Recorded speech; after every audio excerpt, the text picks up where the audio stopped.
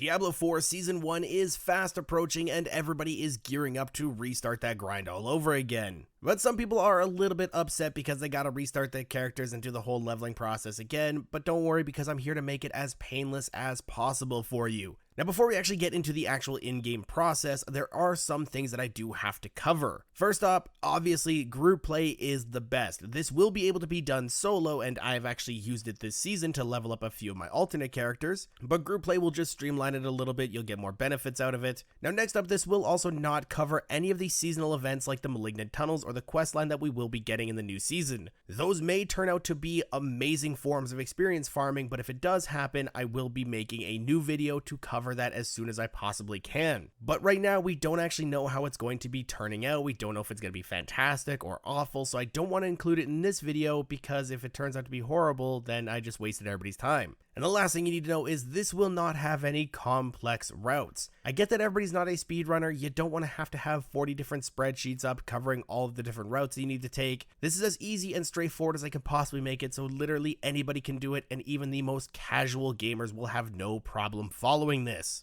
But okay, that's everything that I need to cover beforehand, so let's actually jump into the game. And starting off, obviously you need to pick your character. And I do recommend finding a build guide in order for you to follow so that as you're farming, you're not actually stopping and reading over the different stuff and you know beforehand what you need. This build guide will also help you choose all of the aspects that you need because that is going to factor in very early. Aspects help you farm a lot faster, they make your build a lot better quality of life wise, and when leveling, speed is the name of the game, so if you're killing stuff faster, you're getting more experience faster, you're leveling up faster. I do have a couple build guides on my channel already if you are looking for one, but there's also a fantastic website like maxroll.gg that has very easy to follow guides, and I've actually used quite a few of theirs. But now that you have your character, make sure to select that you skip the campaign whenever you make it. You don't want to have to go through that entire quest line, it's just very annoying. And once you're in Kyovashad, you are going to beeline it for your first Codex of Power. That is why I recommend to have a build guide because right off the bat, you are going to farm a few of the different dungeons in order to get those aspects.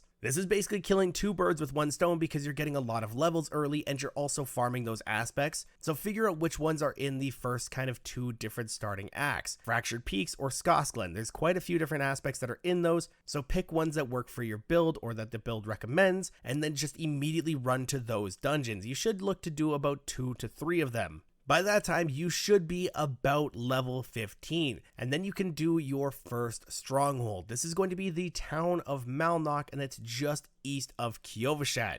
It's very close, it's actually really easy to do the Stronghold, it's going to get you even more XP, and it's going to unlock the first dungeon that you're going to be repeating constantly. This is the dungeon at the top of the town called Anissa's Claim. I absolutely love this dungeon. It was one of the dungeons that kind of flew under the radar that people didn't really pay attention to when everybody's finding all the amazing loot caves. It did get overshadowed by quite a few things like the Ruins of Eridu, Champion's Demise, and now Blind Burrows. But now that you have Melnock unlocked and you are able to just constantly run this dungeon, you are just going to run it over and over and over as many times as you can to get to around level 30. It's also really good because if you are solo, then as soon as you leave the dungeon, just walk a couple steps and you can leave the game, reset the dungeon, and just hop back in. Because you are technically in a town, it's not going to make you run back from Kyovashad. But if you are in a group, you guys can do the reset dungeon technique and then you can use elixirs because it's not actually you leaving the game, you're just leaving the party. And Melnock also does have a blacksmith and vendors in there, so you can sell or salvage all the gear that you're not using and be getting yourself more stuff that way.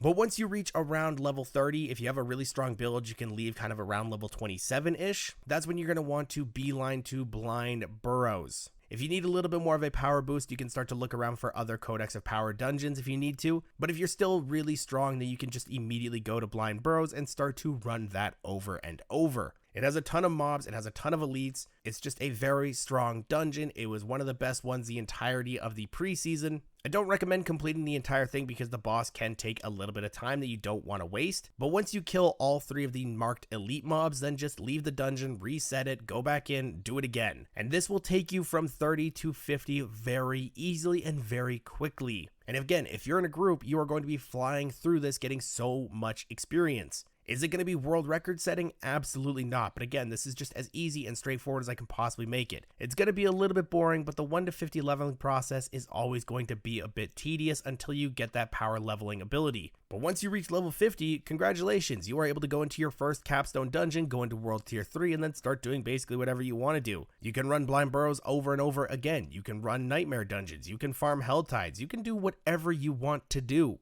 Once you reach this level, I do recommend that you run all of the strongholds that you can, just get those out of the way early because then you can join a lot more Legion events, but that's just my personal opinion. Do whatever you want to do what you find fun. You got all the tedious work out of the way as quickly as you possibly can, now enjoy the game and play how you want to play. But again, if any of this information does change, I will be making updated videos as soon as I possibly can, and please let me know if you have any leveling strategies in the comments down below. Other people may find them very useful. Thank you guys all for watching, and I'll see you guys in the next one.